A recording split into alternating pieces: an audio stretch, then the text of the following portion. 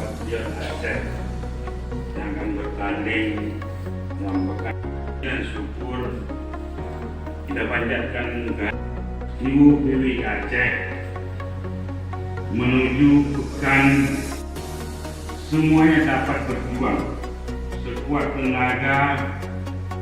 Saya banggakan pemerintah Aceh sangat mendukung penyelenggaraan berwarna bersilaturahmi, membangun positivitas dari yang tinggi kepada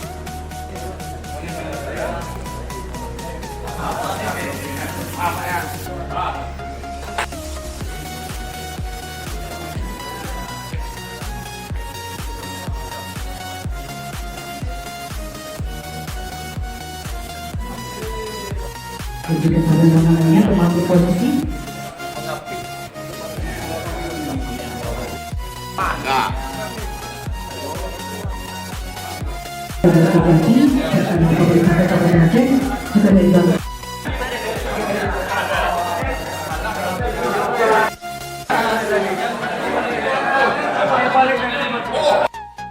persiapan aja. Persiapan sampai dengan saat ini H-2 sudah oke. Atlet sudah tetap kondisi prima, ya.